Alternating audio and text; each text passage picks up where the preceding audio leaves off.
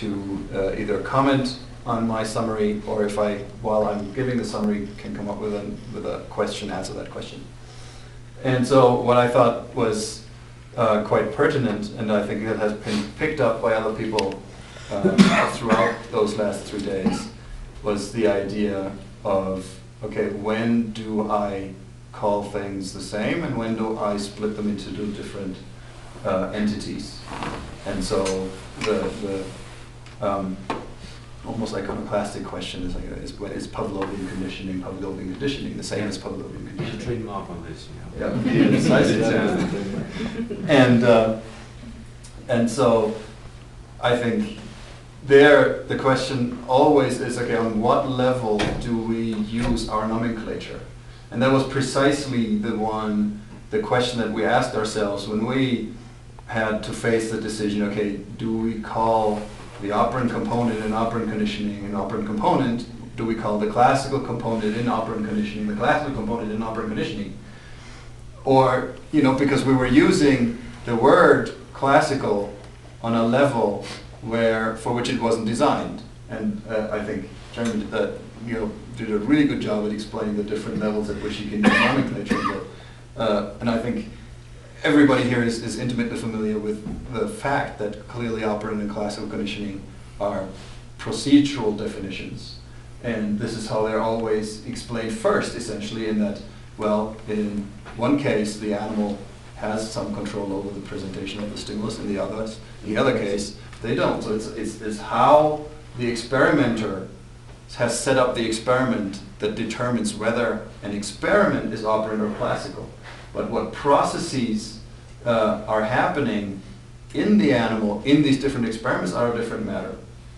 And so I think that, in fact, when it is very helpful to distinguish these levels, and in fact where there isn't a nomenclature, to develop one in order to be able to make a decision then to lump or to split. It's to say, okay, now I think the commonalities are outweighed by the differences, and now we can say, okay, there are actually different processes that are taking place in something that's overtly looking as an operant conditioning paradigm, but it consists of several different processes that we can't lump together anymore, because now we've had sufficient reason to say that, okay, now we have to split. And the important backdrop to this, I think, is that in science we always have to first lump and then split. Right? So we first have to say, okay, my first assumption is I don't need to come up with several different explanations for these phenomena. I have one explanation. That's what science is. Science is, I see a lot of different phenomena, I find the one explanation for it, and that thereby I reduce the complexity to the world formula, if you want, essentially. And then, if that doesn't work, if you have sufficient evidence, and that's where lumpers and splitters disagree, where that sufficiency is. When you have sufficient evidence that you can't do that, and this one formula actually works for this case but not for that, then you start splitting. And so, now to bring it back to Jeremie, I would say that, and bring it back to the original question, is Pavlovian conditioning?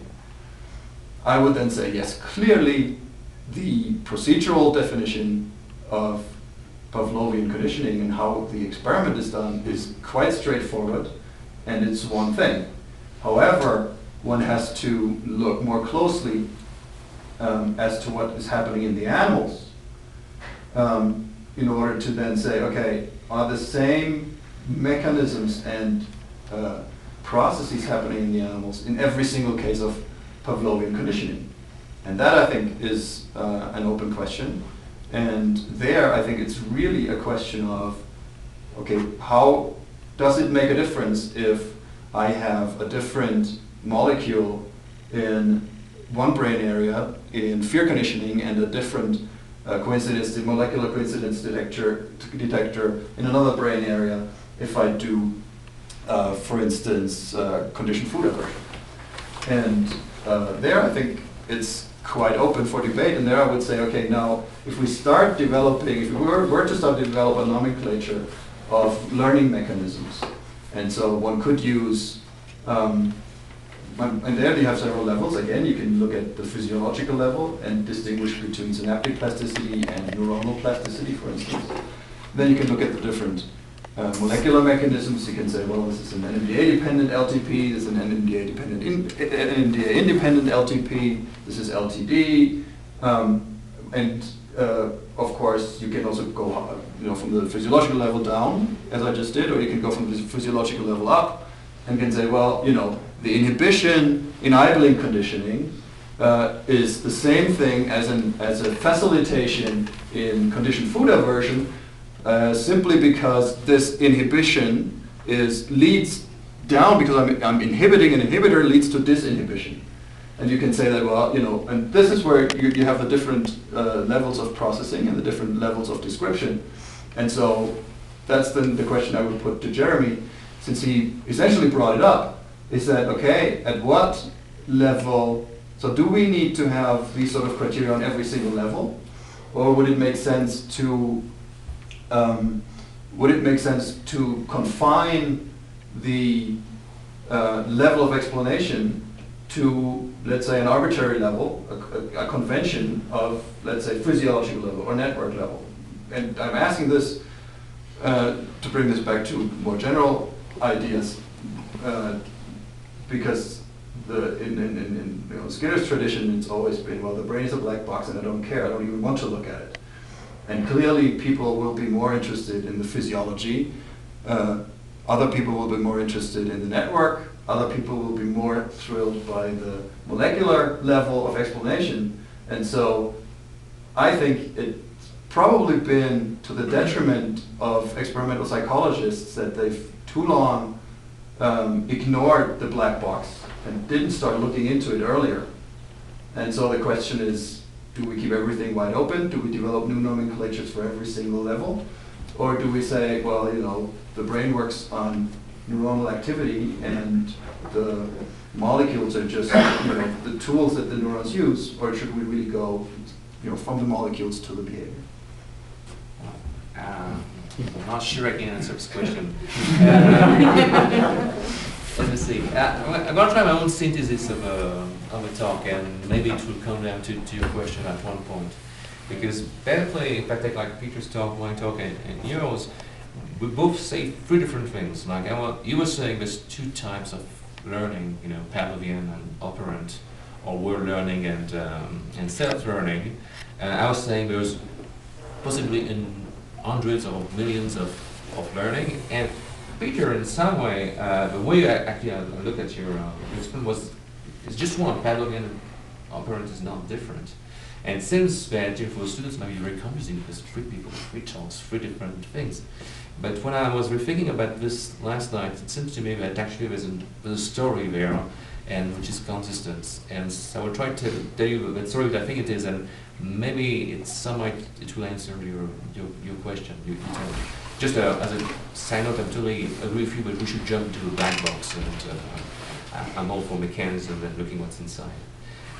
So basically, the whole talk was about, what's the relation of Pavlovian and operant conditioning, how do they relate to each other? And the first question maybe to ask is, what is conditioning? If it was about what my talk is, what I talked about, conditioning, there's a problem. The problem is the prediction problem. How can we, with an event, how can we anticipate that event on the basis of other events? And conditioning will be just the name of the processes which have evolved to solve that problem. Because all those prediction problems have some similarities, there will be some similarity across the processes, but because there's some specificity to different problems, probably we should expect different processes to have evolved for the specific problem. So maybe there won't be any general theory of conditioning, even though maybe we should, as you say, first lump and then differentiate. So first act as if all instances of conditioning are the same, and then what do we need to do that split. And so, but then if we focus on one specific prediction problem, like predicting what is a good predictor of food, which is usually what we do in operant conditioning experiment, do we have two different prediction processes? One which will be Pavlovian, which will look okay, what are the best stimulus predictor of food? And one over which will be operant, it will look what are the best response predictor of food. Or instead, do we have just one process, one conditioning process, which is trying to find what is the best predictor of food, no matter if it's a response or a stimulus. And I think Peter's there was very illuminating, because clearly you point out that there's only one process, and the difference only what is the best predictor. If we have a situation where food is, the stimulus is the best predictor, is the most salient, and it's a bit one issue that you wanted to raise.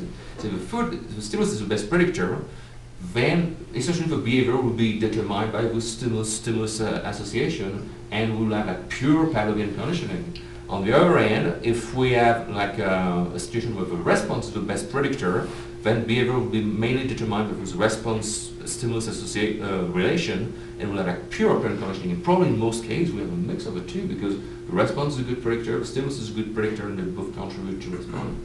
And so what I took from Peter's idea is that there might be different conditioning processes in one for theory and for so on, but there's no dissociation between Pavlovian and operant conditioning. There's one conditioning process to try to find the best predictor.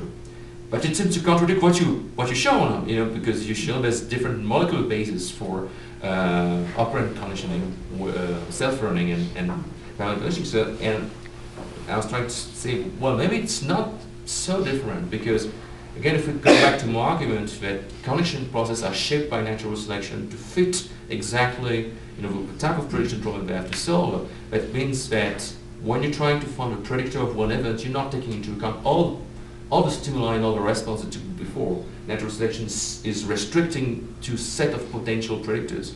The most obvious case is test diversion learning, where you exteroceptive stimuli are never taken into account, like it seems like everything's prepared to look only at potential interoceptive stimuli as predictors. And so in order to be able to associate, for a stimulus to be a potential predictor, or for a response to be a potential predictor, probably you need some underlying mechanism, or some kind of molecular basis for this. And if you don't have it, you cannot take into account the response as a predictor of this. And maybe that's that's my interpretation of the data, which might be wrong, but maybe that's what you're showing. Maybe Peter is right. There's just, in a specific situation, one conditioning process, not Pavlovian, not operant. But in order to be able to take into account stimuli as potential predictor, you need to have some kind of molecules and some kind of pathways. To be able to take a response, you need to take another. And if that's true, I would predict that in the future you might find different pathways which would require for certain type of stimulus to be associated with the US and certain type of response to be associated with the US. So that would be my interpretation. And I'm sorry. And just to follow, because I would like to lead into Alan's work, because like if a response can be associated with become a predictor of a food, then that's all we will say it's operant. And not all behavior are operant. Respondent behavior, which are not supposed to be operant. And so one question that we can ask is there some characteristic of a response? We look at it.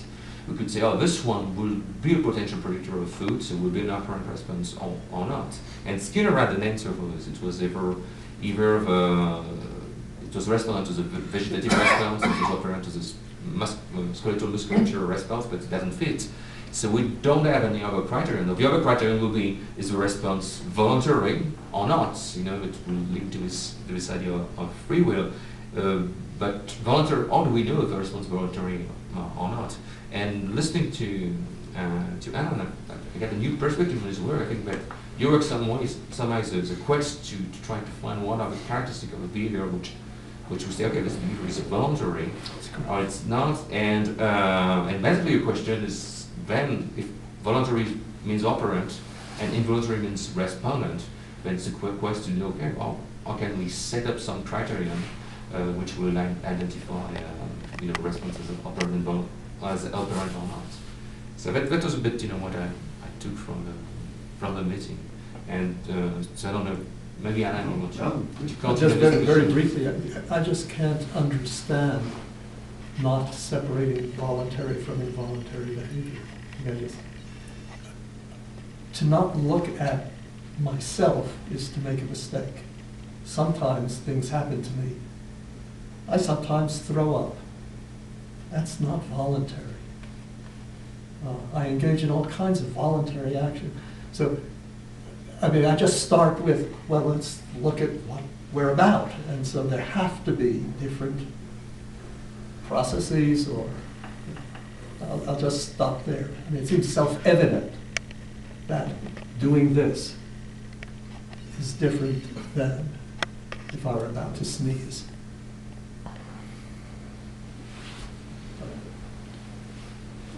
Sneeze being an unconditioned response. Being a response over which I cannot exert voluntary control. Right. And I think... But it's not a conditioned response. Okay. Coming right into light, you might be able to condition the sneeze, and then you could ask, do you sneeze in different ways? Okay. I have fear of heights. I think that's a conditioned response. Yeah. I have no control over it. So is anybody familiar with the work of Jonathan Woolpaw? Are we? Oh, I wanted to answer. I mean, I No, wanted please to- go. No, I should be quiet. I was just waiting and nobody was saying anything. It's like, everybody was looking at me and it was like, should I say something again? I just did. So no, please. But Jeremy was speaking about predictors, and he was saying, you know, is it a stimulus or is it a response? Well, I view this situation from the perspective of what are called conditional discriminations. That is, it isn't a stimulus, it isn't a response, but it is a combination of the two, so that in fact, responses emitted in the presence of certain conditions will have particular effects, and responses and other behaviors emitted in other conditions will have their effects. So I don't believe that in terms of ongoing behavior that is relating the behaving organism to its world, that we have solely stimuli or responses. What we have is an organism who is prepared and has evolved to come under the types of stimulus control that will make that organism most effective in dealing with its environment by most effective, I also mean not only getting food, but actually avoiding situations that will no longer permit it to ever do anything again. I'm a traditionalist, and I have to express my discomfort at what appears to be becoming the consensus that for us to really understand conditioning and learning, we have to go molecular. We can have explanations that are in fact effective at the level at which they're supposed to be. Because why not now go to the electrons? And when we go to the electron, but that doesn't mean we understand the behavior better, and it doesn't mean we understand the Fox gene better because we're going to the electron. I think it does. Well, I don't. I think to understand No. a phenomenon, you have to understand it in Aristotle's sense. And that's for all four causes. And those causes are triggers, functions, substrate, and formal representation. So you can look at something like an operant or a respondent and ask, what is the trigger of these things? CS, or the events that elicit the emission of a voluntary response. You can look at the function. It could be to procure reinforcement, to protect the body system, or the long-term evolutionary function, and that is, as you said, to fit an organism better to its niche in order to have. You can look at the formal aspects, and that means form. How do we give form to it? And we do that with words, with descriptions, with models, with math models. And then you can look at the material causes, which is the mechanism. You look up under the hood. I think you can do good work on any of these levels, but you cannot understand the phenomenon unless you understand it in all four ways. And you have to interconnect them, and I think And that's the next point of interconnecting. Exactly right, Michael. That that if Bjorn finds a particular rutabaga gene, which I just love, I remember you said that, I just love that. And if he finds it in the brain, it doesn't do any good at all unless he does some lovely experiments, as he has, showing that it co-varies in important ways with the formal description that we have of the process that's going on. So interconnecting them is also important. So yes, you can do great work without becoming a physiologist, but you cannot understand the phenomenon in its full sense without tapping into all of these, I think. Can I say I'm not disagreeing Okay. with that. But on the behavioral level, does one actually need to go to the lower levels in order to be able to predict the behavior? Empirical question. In terms of Empirical the question. operating variables. So that's where I'm coming from. I want to understand whatever is happening in its holistic sense, but I don't know if it's necessary to say that we don't understand some behavioral phenomena because we aren't completely connected with whatever its gene would be, or perhaps whatever the molecular definition of that gene is, or whatever the even more fundamental process would be involved. That when you know those, it adds value to your understanding. But if you're interested in predicting behavior, now, That was Skinner's Yeah. benefit to us, and it's not clear it was a good one. Yeah. We're really interested in understanding behavior, and we validate that understanding by ability to predict and control. Mhm. But many would say that's not the goal of science, that's the goal of technology. The goal of science is to understand, and that's to fill out this Aristotelian map, to demonstrate understanding by ability to predict and control. Michael? I wanted to say that I want to add more levels, and my talk was really to add more levels. We know that operant respondent conditioning are different because evolutionarily operant had to evolve after respondent. I mean, there are no single cells that operantly condition. And it tells us also, in support of all of your work, we need a neural system. And that is a necessity, not because of reductionism or anything like that. It's a logical necessity. And I think that what we don't understand is to do certain tasks, it takes certain machinery. And I don't think that was really ever well expressed in this meeting. It takes certain machinery to solve certain problems. You can't solve conceptual problems without a bigger neural network than fruit flies have. And you agreed with me. Bumblebees, do better than fruit flies.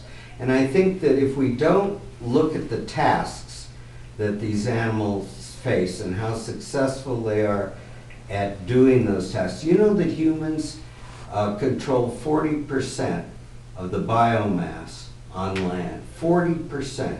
And we don't look at all like rats in our brains or in the types of problems we can solve. There were real powerful gains in moving to operant conditioning and respondent conditioning. It's not just predictive. There were real, you could mine many more niches and much more efficiently. And I don't think that anybody but me said it, and I said it because it grows out of the model of hierarchical complexity, which I never have been able to explain to anybody in 10 minutes. So I was not surprised that you didn't understand it. You have to problem solve because it's part of physics and math, and then you can understand it. You can't do it through a lecture. So I just want to say that was left out. And the last thing that was left out is we exist in large networks and systems, and the impact of the systems is left out of this whole discussion. And as I keep harping with Jesus and Peter, we really have to know more about the reinforcers, a lot more about the reinforcers. It's not as if every reinforcer is the same. and cause. That's the problem of being last. It's so many things like pick and choose or whatever. But I'm gonna go, I think, that more basic, and I think that I have to agree with Stan about what is it that we call a stimulus. I think that we're very topographical, that we have a very topographical, even though we say functional, we still have a very topographical in the sense that this object, and you're talking about systems, it is also the relation with respect to, like, I think that when you say you talk, it is relational. Everything it is relational. Right now you're talking about is more conditional. I don't think that that's a prevalent view with respect to for us to look at the stimulus and figure out. I think that we're more bounded by the object and try to attribute those. We try to, let's say, to attribute some properties by just looking at the single stimuli without looking at the absence. It's just, you know, one thing that fascinates me about the Rescorla-Warner thing, it is that when he says the spaces between the stimulus or the silences, you know, the delivers when you have a CS and no US, or no CS and no and some US, all of that, you know, gives, in my view, a different, could give different properties, different functions to the thing that we call the CS. The other thing, and I was talking to Bjorn in one of our webinars there, it is that this business of what is learned. You know, to me, what is learned is always a stimulus response. It's a stimulus response relation. I think you're absolutely wrong there. Yeah, well, we can discuss it. In that sense, you know, and I think that is open. The only person that I think that has done serious or tried to be creative in doing this kind of work is Donahoe. You know, John Donahoe, and I think that he, at least, you know, the Donahoe on Vegas can, and I think that he points that is a stimulus response relation that what is learned. What is happening in the laboratory, from my point of view, is that we hold the stimulus constant and let the response vary and say it's response learning. And then we hold the response constant and it's the stimulus vary. But we don't have really, you know, this view or these research strategies or trying to see both, because we are just bounded by these topographical, how can I say, or these two events, you know, and we try to give the properties there when the thing is the relation between them, the interaction. Jeremy, may I make two meta comments then? No, The two meta comments is I wonder if it's okay with all that we stop by 7:30. And that's the first. And the second meta comment is, in order to accomplish that each of us keep our comments really brief, and so that we can maximize the interaction. Always, just to go back, so the issue of what is learned, let's say, in parallel conditioning at least, is it stimulus response? That was the view of Hornbein somehow. That was the view of Clark, before he didn't believe in parallel conditioning. Stimulus was the view of Pavlov and the view of Tolman also. And definitely the vast majority of people working in parallel conditioning now believe it's different stimulus. One of the reasons for this is because we have not found any real difference between sensory preconditioning and thing. Like sensory preconditioning, for instance, is just compare one stimulus with another, and there's no response there, and still people can. How do you know? Oh, well, it can. Well, there's no. Except if you have to redefine the response. Isn't it a stimulus a response? Well, it's in this way you just How redefine. How can you possibly? You know, I mean, that clearly. Well, the problem is that, okay, but the bad problem is that to say you're writing that every learning is stimulus response learning, it leads you to redefine the response in a way which is so foreign to the way we were using response that I don't think it means anything anymore to say that it's stimulus response learning. Briefly. Unless go. Yeah, no, to me it's going to the fundamental, more fundamental. How can you have a stimulus without a response? Wow. How can you How have a How stimulus? can you have a Well, response without a Oh, stimulus? without a stimulus and vice versa, yeah. So to me, like when people talk about I got a response. Which response? I look at it. Yeah, but, you know. And this is the same at the operant level, and the response of stimulus equivalence that they say that we make stimulus-stimulus relations. Like, well, how? It has to be some reaction on part of the organism in order for that. Again, but if I present you a visual stimulus, there's going to be visual response at least of the visual cortex. And you can say, oh, that's a response. Okay, but you have just defined response in such a way that it does not mean anything. Right. Because everything is a response. Of course, everything that is stimulus response, but there's a difference between simply an activation of the visual cortex and actual response. Right. Because otherwise it doesn't make it. Okay, This is the problem. you don't have to, but in this case, it doesn't. Response stimulus do that in a more minute. Perhaps we Just have to be lumping more participating again. we have to be more sophisticated and look at different types of responses. Yeah, And there are Well, some responses that are going we to have to affect look the at world. different kinds of And then- stimuli, we have to look, Yeah. where's the complexity in the world? The complexity is in the stimuli. There are many more stimuli and many more patterns of stimuli by a millionfold than there are responses. I'd like to try to follow up Alan, on Stan's. What we've been trying to do, it seems, is discuss different types of learning or not, Pavlovian versus instrumental operant. And I'm wondering if Stan has a good point. Perhaps it would help us to try to characterize, are there different types of responses? Just look at the response, forget about the acquisition, and ask some very basic questions. How many Pavlovian responses can we identify in a given organism? How many? And how many different How many are operant there? responses 20? or instrumental Endless. responses? Endless? How many I different didn't know operant that. responses? It seems to be in the first case, the Pavlovian, it's very finite. In No, the he says second, it's endless. I'm talking about I'm not talking about the relationship. I'm just talking about the response itself, the salivation. Okay, Let him answer. let me finish. But I want you to respond. Now, if I'm wrong on that, I'd like to know. I'm making what seems to be a naive comment. But in the operant case, it's infinite. Look at what we can do. It's literally, you can't, and it's true for the rat as well as the person. Given, if that's the case, then, well, the other question one could ask, is the question I have been asking, is about the way variability around individual responses in the operant case versus the Pavlovian case. How does that work?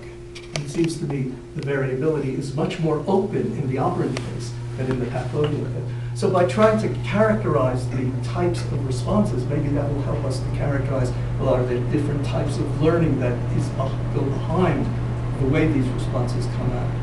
But Bjorn, you disagree with me? No, I totally agree. So that the question that the way I got it on this side was just simply how many behaviors can a fly make? And it's not that many. And I say no, it's essentially endless. A fly can, it has a lot more joints than we have just on one leg, and they have 6 legs. So there's a hell of a lot more in terms of movements than we can. And they have wings, and they have halteres, and they have all kinds of stuff. So they can do A ton of things. They can do a ton of things.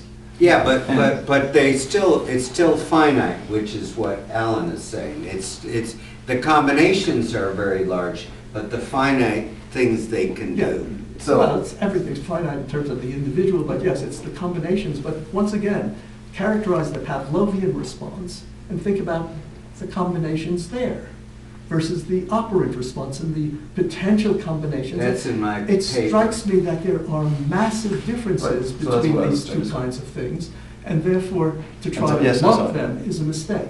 We agree. Right. And So I think- Skinner also. Right, and so I think one of the biggest mistakes I say that as a non-psychologist, so from my perspective as a non-psychologist, the biggest mistake that in the last 60 years that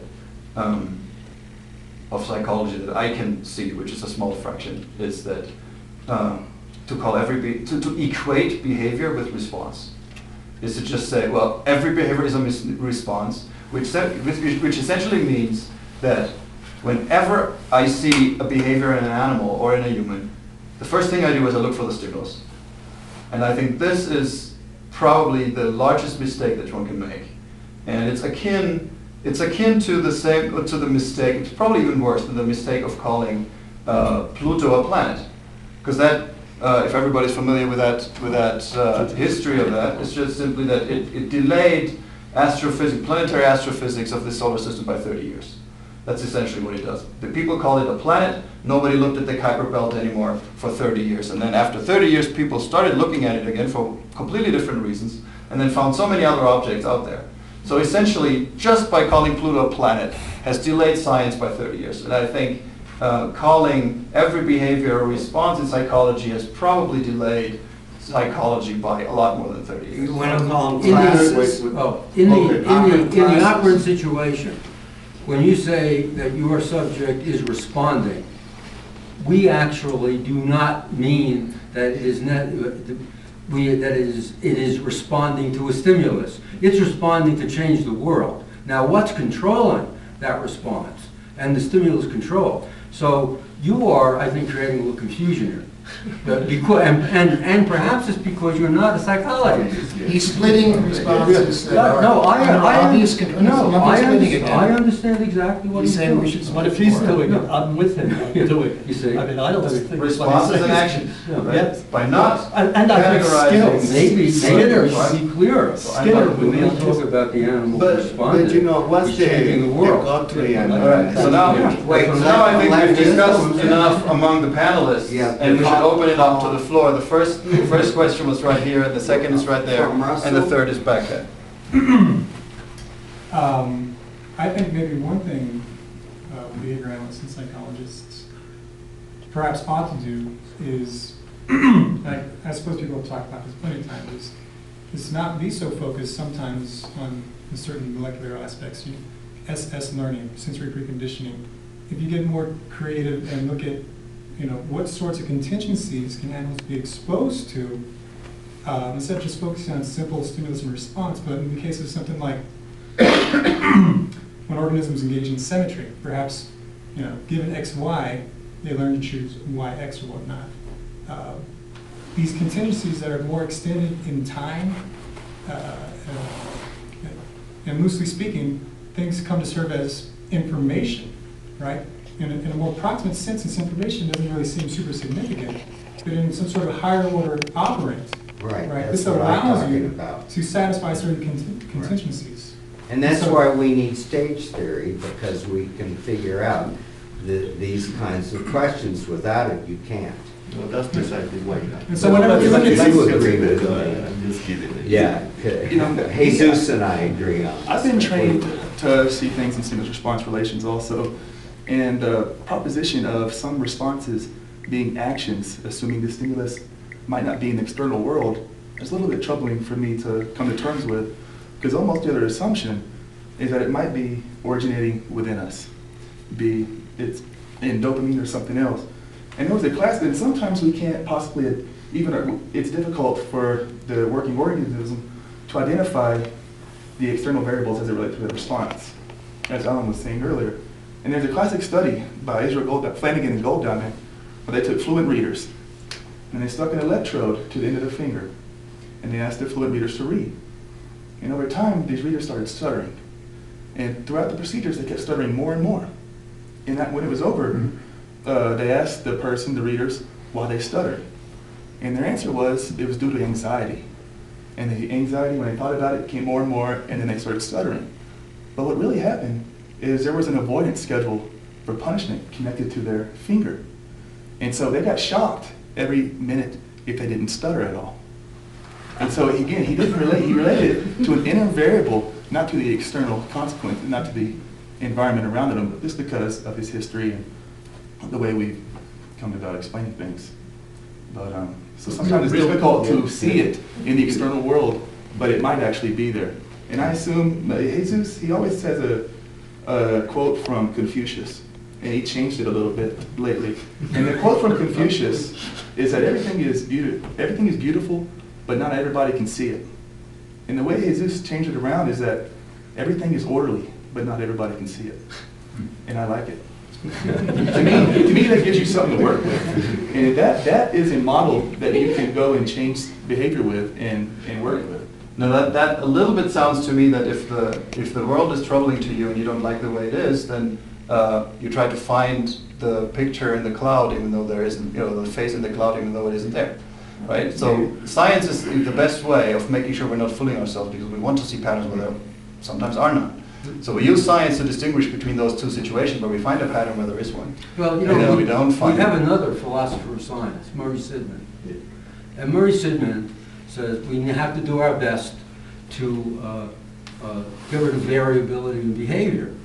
And if we are not accomplishing this task, it's because we don't understand what is going on well enough. Exactly what you were saying. May I add, and I think Bjorn is possibly saying that by calling a thing an action, it's like a Pluto. A response. It moves us away from searching from the causes of behavior and leaves us saying, oh, this is an action, rather than, no, it's a response, and I know I have to find the stimulus, but I believe there's one because I'm a determinist. And you're saying keep verbal behavior clear with respect to the data we have. If you don't see the stimulus, call it an action. And so I think it's a question of hoping that we'll get move actions to respond. Actually, I wouldn't say it that way. I would say it we may end up on the same page, but the way I would say it is simply that if it's an action, if you call it an action, you look somewhere else for the underlying mechanism. You don't look for a stimulus, you look for something else. And if you call it a response, you don't look for that something else. You're never going to find it if you don't look for it.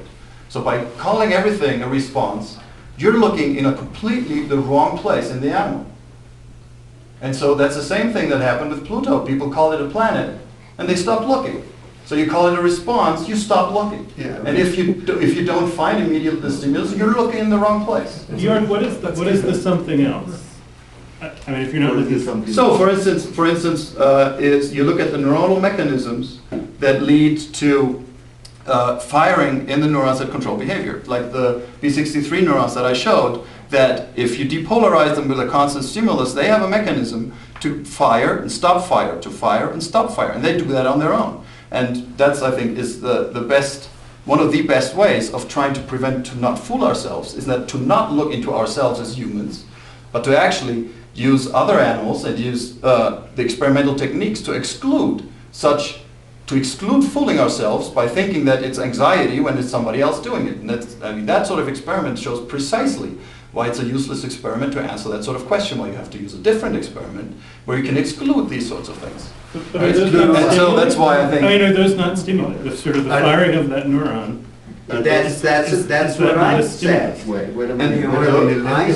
Let them finish, Michael. Well, I'm finished. Beyond Is is that so about a Keep answers. yeah, but So if that is a stimulus, then my muscles contracting, leading to the response of my arm moving. That's what Jeremie said. It's a useless definition of stimulus response. It's like saying that Useless for my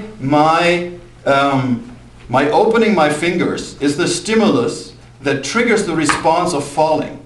That's a totally useless definition, because all of a sudden what you're doing is replacing cause and First of all, effect falling, with that is stimulus not a and response. That is a response. That isn't a response. that's an outcome. That's an outcome.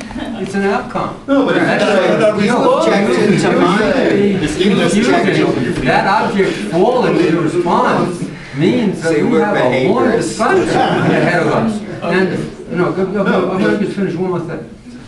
No, you must say that this is a response if you're saying that contracting a muscle or firing a neuron is a stimulus. Perhaps It's inconsequential if you don't. Perhaps there is some confusion, because when I was ever describing behavior, we're talking about responses per minute.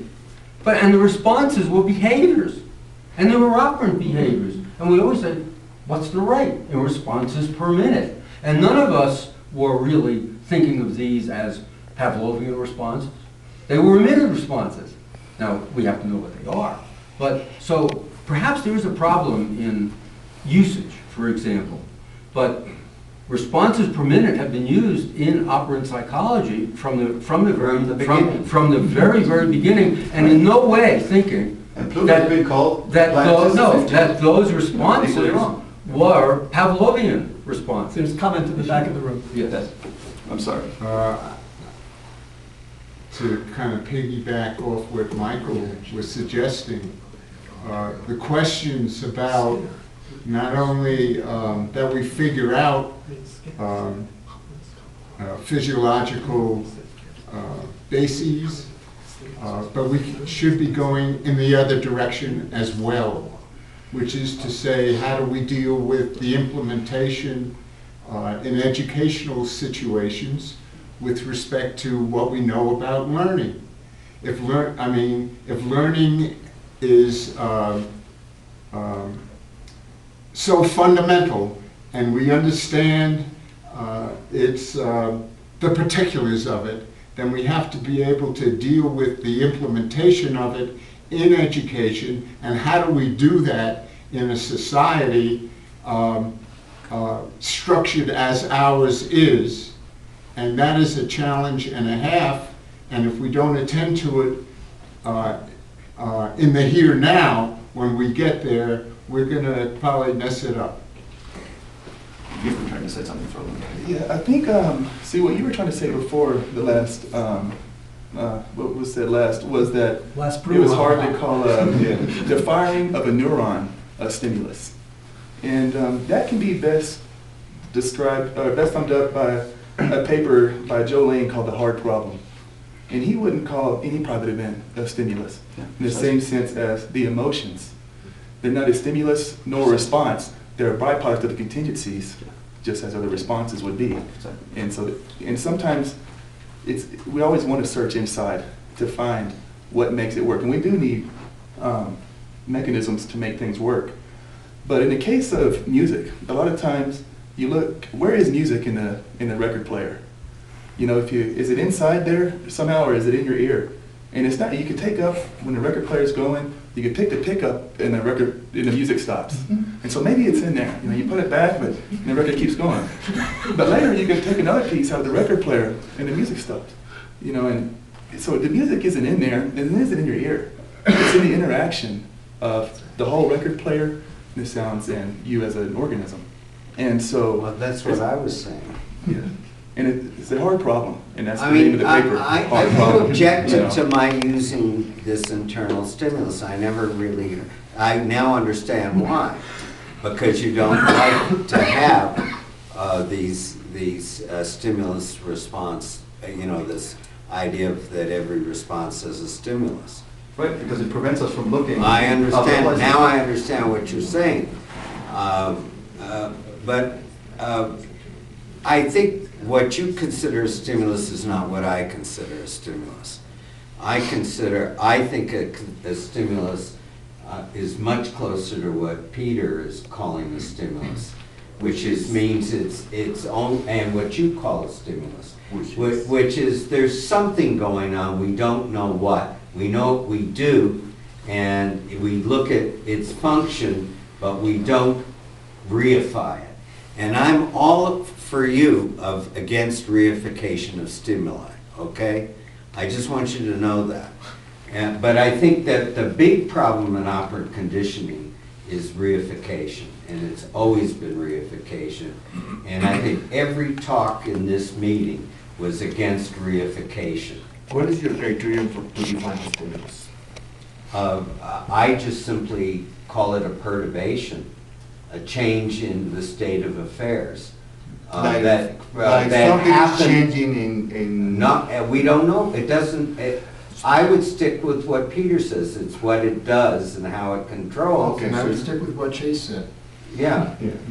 Right. It's an interaction. It's Right, an interaction. It's an interaction. It's always an interaction. But I'm saying that the reification of the stimulus and the reification of Pluto as a planet is our enemy. Okay, and I think that it's not calling something a stimulus. It's the idea that it is a thing, and a particular thing, and that's what's held operant analysis back, I think, from the, I mean, that was the whole thing of Tolman and Skinner that they agreed on. Well, I'm just going to suggest that we take a minute or two for terminal comments that we now We all really have to have We have those? 10, we have 8 minutes left. We have, We have 8 minutes. So maybe starting with Peter, let's us be quiet while Peter talks for a few seconds. One of the great things about a meeting like this is that when it's well done, it brings people from different fields together, and we've seen a lot of that. And so Bjorn said it was obvious to all of us, but we never acted on it. And Jeremie's talk was about it, was that you have processes and you have procedures and they're confounded. And part of our problem is bad verbal behavior. And Bjorn suggests that the process might be thought of or spoken of better as world learning and self-learning. I think that's great. And then different mechanisms can bring it about. One tends to be correlated with Pavlovian procedures and the other with operant. But that's cleaning up our verbal behavior. A lot of the discussion was about nominalization or reification or lumping and splitting. We can do that mathematically to a certain extent by asking when the extra parameters in a model pay their way in terms of extra predictive ability. And that's by using things called IKK information criteria. Technical, not terribly general within verbal behavior, but it's a model for saying, always asking, when does the splitting pay its way? What are we buying with these extra concepts? And we saw here the debate about is all conditioning stimulus response conditioning? Depends on how you define the stimulus. And certainly a light per se cannot be a stimulus. It has to be the seeing of the light. And one of the best predictors is turning the light on and off. That's why we think of the light as a stimulus. But if I'm blind, it's not, or if I'm not paying attention, it's not. So it's all about behavior. But some behavior is so well tied down to things in the environment, we think of it that way. So we always have to be mindful, not on a lower level as general users or consumers of these terms, we buy what's sold. But if we're going to be in the business of trying to move the field ahead, we have to do the hard thinking, when to lump, when to split. We have to look at all four causes, and we have to be careful about our verbal behavior. Alan, no, you're next. Go that way. How about random?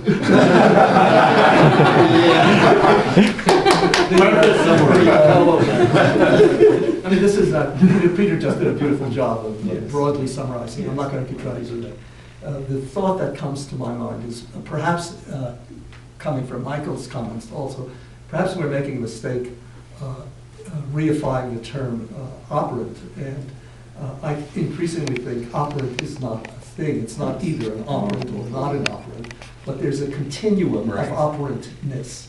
You're more or less, the response is more or less operant. I think the same exact thing is true for volition, voluntary. Behaviors are more or less voluntary.